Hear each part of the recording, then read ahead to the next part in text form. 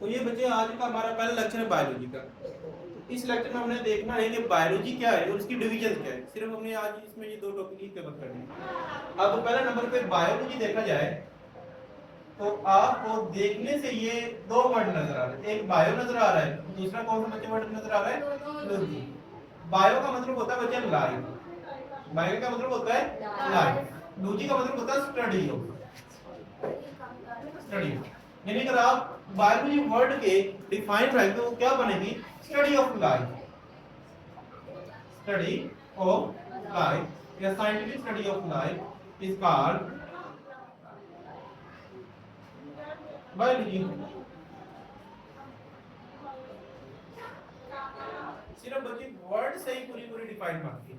आपको वर्ड की मीनिंग पता हो तो आप इसकी पूरी पूरी डिफाइन बना सकते हैं।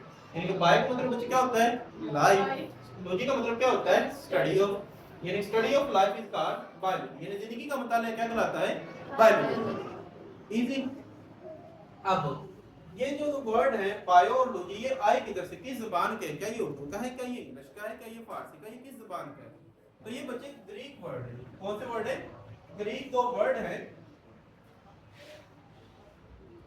उनसे लिए गए हैं बायो और लॉजी। ग्रीक वर्ड बायो आया है बाई ओस से, बायो किस वर्ड से आया है, बाई ओस से, जिसका वर्ड मतलब वही है लाइफ। और लॉजी वर्ड आया है लोगोस से, लोगोस से, जिसका मतलब है स्टडी ऑफ या थॉट एंड रीजनिंग भी कह सकते हैं। ठीक है, यानी कि ये बायोलॉजी कितने वर्ड से लिया गया है, टू ग्रीक वर्ड, दो यूनानी अल्फाज से लिया गया है। वो कौन से दो अल्फाज हैं, बायोस और लोगोस। बायोस का मतलब क्या होता है बच्चों, लाइफ, और लोगोस का क्या मतलब होता है, study of life is called biology. आप जिंदगी बच्चों बेसिकली आप लोग देखेंगे तो ये तीन चीजों में देखेंगे आप, एक जानवरों में, एक इंसान भी जानवर ही है, जानदार ही है ना, एक ही जानवरों में आ गया, और एक पौधे आ गए बच्चे, और तीसरे नंबर पर माइक्रो लेवल पर ऑर्गेनिज्म आ गए, यानी माइक्रो ऑर्गेनिज्म आ गए। इस तरह से बायोलॉजी को हमने तीन डिवीजन में तकसीम कर दिया। तो वो कौन कौन सी तीन डिवीजन है वो देखते हैं। ये बच्चों क्या हो गया, अब बायोलॉजी के बच्चे डिवीजन तीन है, तो आप देखते हैं कौन कौन सी है।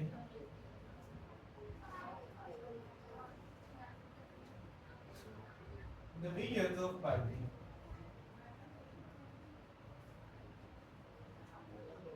तो बच्चे इसकी बेसिकली तीन डिवीजन है। पहले नंबर पे आता है हमारा ज़ूलॉजी,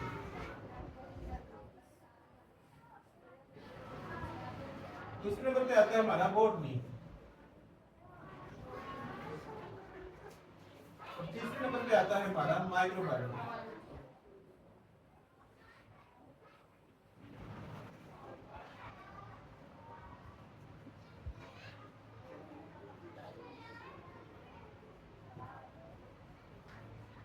ठीक है, अब देखिए ये आपने जू से याद रखना है। जू में क्या होते हैं बच्चों, जानवर होते हैं ना, एनिमल।